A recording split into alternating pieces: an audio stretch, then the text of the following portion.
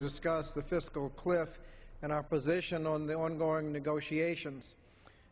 We didn't get here, Madam Speaker, by accident. I was elected in 1992, and in the 1993 budget, we addressed fiscal responsibility by passing the Clinton budget. It was very controversial. In fact, it only passed by one vote in the House, and the Vice President had to vote in the Senate to break the tie. But that budget put us on a trajectory towards fiscal responsibility. That was interrupted by a controversy in 1995 when the Republicans, using the votes on that budget, picked up a majority in the House and tried to dismantle that budget. President Clinton allowed the government to get shut down rather than dismantle the budget. And that budget was in effect until 2001. In 2001, Chairman Greenspan was answering questions like, are we paying off the national debt too quickly? Should we pay off the national debt? The projections were that by 2008, the entire national debt held by the public would be paid off. No money owed to China, Japan, or Saudi Arabia. We would have paid off all of those debts.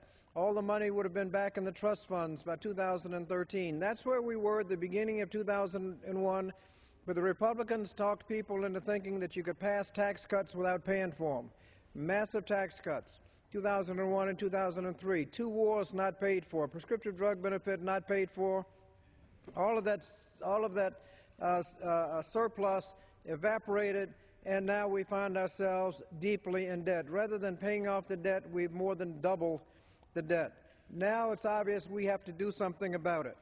And the Congressional Black Caucus is willing to do its part within certain parameters. Now, this is the Congressional Black Caucus position on going forward. It says excessive partisanship and a lack of willingness to compromise have led us to this moment where tough choices must be made to prevent our nation from going over the fiscal cliff. But one thing is clear.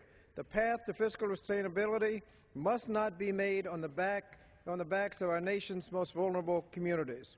As President Obama and congressional leaders continue to negotiate ways to avoid the fiscal cliff, the Congressional Black Caucus will adhere to the following principles in considering its support of any agreement. First, we must protect our social safety net. Social Security should be completely off the negotiating table since it does not contribute to the deficit. Additionally, the Congressional Black Caucus will specifically oppose any plan that changes eligibility for Medicare. Investments in education, health care, transportation, and infrastructure should not be cut to pay for the extension of any of the Bush-era tax cuts. These vital government investments are critical to our nation's short-term recovery and long-term economic prosperity. Now, the Simpson-Bowles Commission set a goal of $4 trillion in deficit reduction over the next decade. Considering that goal, $1.5 trillion in cuts have already been agreed to through the spending caps in the Budget Control Act of 2011. Non-defense discretionary spending as a percentage of GDP is at a 50-year low. Additional savings through reductions in military operations in Iraq and Afghanistan should also be recognized. So we've gone a long way in recognizing the $4 trillion goal. Now, the wealthiest Americans disproportionately benefited from the Bush-era tax cuts and the federal government's 2008 bailout of some of the largest firms on Wall Street. Revenue increases and allowing the Bush-era tax cuts to expire for the wealthiest Americans must be part of any agreement.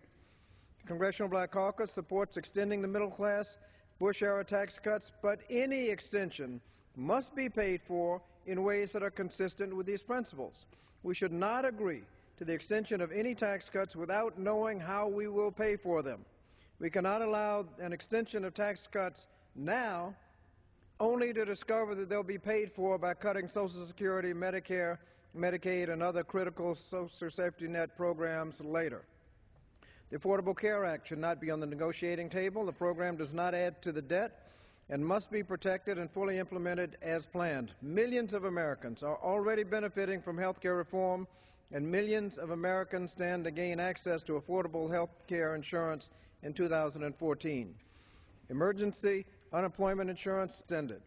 Every dollar spent on unemployment insurance, it generates $1.55 in economic activity. Unemployment benefits are the most effective fiscal policy to stimulate the economy and put people back to work. Our economy is slowly recovering from the deepest recession since the Great Depression, and 2 million workers will be stripped of their emergency unemployment compensation if no action is taken by the end of the year. Earlier this year, the Congressional Black Caucus offered an effective alternative budget that addresses the sequester and fully pays for an extension of Bush-era middle-class tax cuts without cutting Social Security, Medicare, Medicaid, and the social safety net, while also ensuring that we invest in our children, our communities, and our economy. We can get this done if we do this consistent with the Congressional Black Caucus principles. The vulnerable will not be hurt. We're close, but we cannot agree to any kind of scheme that puts us in a situation where we extend tax cuts now and then later find that we're going to pay for them on the backs of the most vulnerable in our community. I now yield such time as she may consume to the gentlelady from Wisconsin, a very active member of the Budget Committee, Ms. Moore. Well, thank you so much, Mr. Scott. I would start out by asking you to yield to a question, Mr. Scott, because I have heard prior to our discussion here with the Congressional Black Caucus Hour, we heard the majority leader and the minority whip discussing spending. And I just wanted some clarification. Are providing tax cuts to anyone, but especially to the top 2%, is that spending? Well, when you budget, there are two sides of the ledger. If you spend more, you should tax more. If you have less in taxes, you have to have less in spending. That's how you balance the budget. Now, one of the problems we've had for the last few years is people think you can have a tax cut, don't have to cut anything. And the discussion of how much tax extension you're going to afford, that discussion is almost unrelated to the spending cuts. If you want to extend more tax cuts, then you have to cut more spending. And people talk about it like they're unrelated, that you can cut it off at 500,000 rather than 250. Well, if you extend more tax cuts, you have to cut almost 10% across the board non-defense discretionary spending to make up for that lost revenue. At some point, people should conform their statements to fundamental principles of arithmetic. And this is what we've gotten away from. And this is what the Congressional Black Caucus budget does. It names how you can come up with the revenue, and names specifically revenue, the Buffett rule, the surcharge on millionaires, investment income like regular income, naming specific corporate loopholes that can be closed. We show how you can easily come up with the amount of money that's left in the $4 trillion after the $1.5 trillion in cuts, and after the war savings, and after the expiration of the upper income Bush-era tax cuts. We can fill the gap. Now, if you don't want to do it that way, then name the spending cuts. And this is what you have trouble. We have heard all this about reduce the size of government with unspecified cuts. Well, that sounds good until you start specifying. Last time the Republicans had a budget reducing the size of government, they cut almost $300 million out of embassy security. Embassy security. That's what they mean by reducing the size of government. Usually what they mean is Social Security and Medicare. But whatever they mean, name it. We don't want to be in a position where we've extended tax cuts and then come back next year and say, oh, now we're broke, we got to cut Social Security and Medicare. If that's what you're going to do with a tax cut, then let's consider that as we decide whether we want that tax cut or not. I think most people would say, if your goal is cutting Social Security and Medicare, we don't need the tax cut that bad. As a matter of fact, that's how the scheme works. The only way you can cut Social Security and Medicare is to get people to go for the tax cuts now and then come back and say, you're so broke, we need so much money that the only place you can get it is Social Security and Medicare. Exactly. And so let's get this up front. Let's do it all at once. No, we know what tax cuts are going to be extended, and we know how they're going to pay for them. And we're not going to get tricked later on by people coming up saying we got to cut Social Security and Medicare because we extended the tax cuts. This is one of the problems we get into. They will not name the programs that are going to get cut. They will not name, when they talk about corporate loopholes, they don't say what they are. Well, Mr. Scott, if you would yield further, just for my understanding and for my constituents to appreciate the scope of this problem. If we were to cut WIC and Head Start and Meals on Wheels for elders and the low-income heating, we are made to believe that if we were to put all of these kinds of programs on the table, we could maintain the Bush-era tax cuts. We could maintain most of the unequal treatment of dividends and corporate gains, and it would be just fine. We could find $4 trillion in Pell Grants and Head Start monies. Am I missing something here? If you look at the budget, if you take out Social Security, Medicare and Medicaid, and defense, and just look at the what's called the non-defense discretionary budget, that's about, round figures, of $400 billion. If you're trying to get $4 trillion in cuts in 10 years, that's $400 billion a year. You would have to eliminate government. That'd mean no embassy security, no FBI agents, no food inspection, no federal prisons, no FBI, no Head Start, no aid to education, no FEMA, no highway spending, no transportation. I mean, nothing.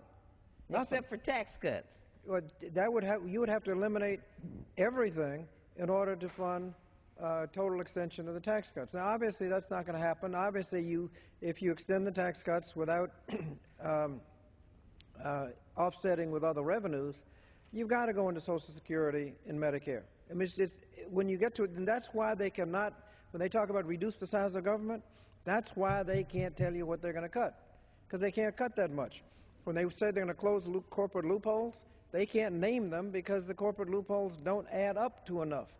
When you start talking about the Head Start and the legal aid and all those, you're talking about hundreds of millions of dollars. We're trying to get to trillions. Oh, I see.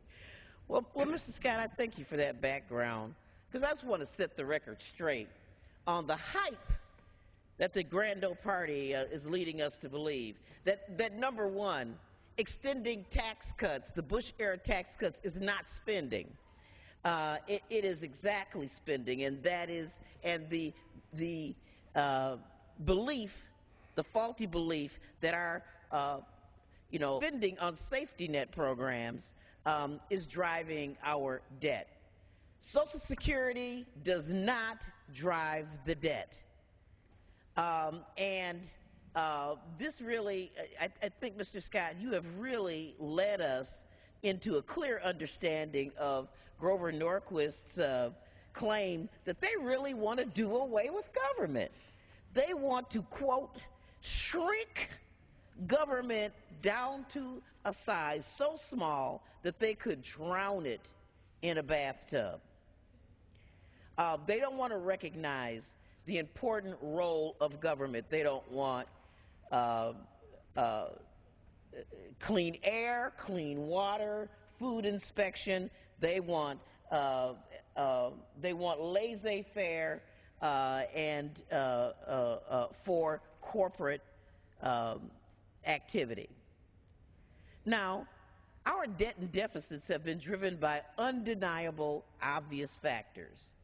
We've had a deep and ongoing recession based on an unregulated Wall Street.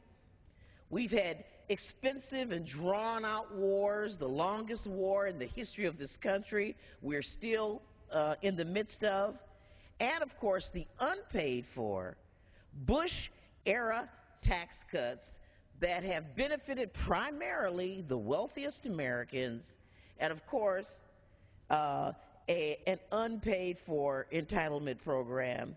And while we do appreciate the prescription drug program for seniors, Mr. Scott, the greatest beneficiary of that program are the pharmaceutical companies because they get undue profit from not negotiating the critical mass that that this population provides them, the savings from that program. So if they want to talk about entitlement reform, I think that a good place to start would be negotiating for prescription drugs provided through Medicare, and also recapturing millions, billions of dollars for overpayments in the insurance premiums under Medicare Advantage. Advantage goes to those insurance companies. Our debt and our deficits have not been driven by children attending Head Start. Our debt and deficits have not been driven by seniors receiving Meals on Wheels. Our debts and deficits have not been driven by students participating in the TRIO program or receiving Pell Grants. And yet, we continue to hear the grand old party say that we have got to put these programs on the chopping block so that we can continue tax breaks for the top 2% of Americans. Now, members of the Congressional Black Caucus, believe it or not, do not agree 100% on how to solve the so-called fiscal cliff situation.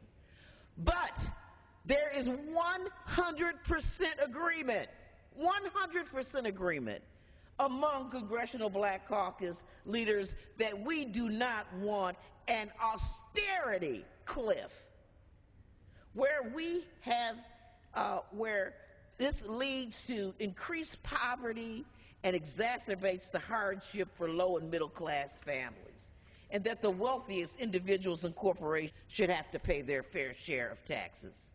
As a member of the Budget Committee and the Democratic chair of the Congressional Caucus for Women's Issues, I have a lot of thoughts on the fiscal cliff negotiations.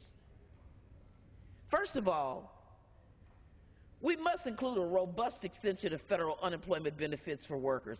Mr. Scott, has there ever been a time when the unemployment rate, 7.2%, has ever been this high, and on a bipartisan basis, this Congress has not provided extended unemployment benefits for workers? If the gentlelady would yield, it is generally the practice that we would extend unemployment, emergency unemployment compensation for longer than normal every time the rate gets high, and that it's emergency, so it's not offset. That is the usual situation, and the problem with this recession is a disproportionately high portion of the unemployed are long-term unemployed. People have been unemployed for a long time, and they're experiencing even insult to injury, because a lot of employers are discriminating against people who do not have jobs. So if you apply and don't have a job, they will not consider your application. If you have a job, then they will consider you. So if you've been without a job a long time and are still trying to get a job, it's even harder for you to get a job. Now, those people have traditionally worked. They're hard-working Americans, want a job, looking for a job.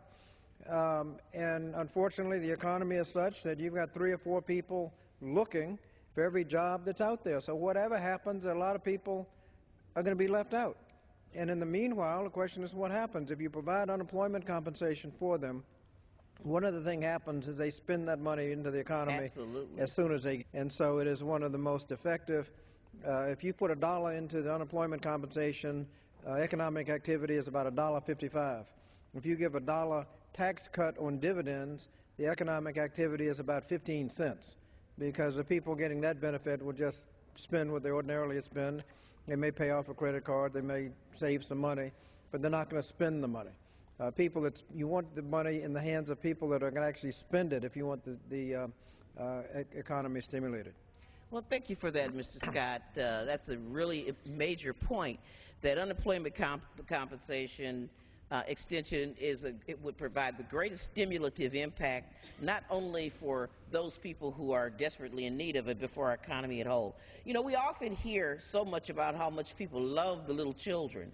And I guess there's only one way to show it during these discussions. And the Congressional Black Caucus agrees that we need to maintain some of the provisions that are expiring under the American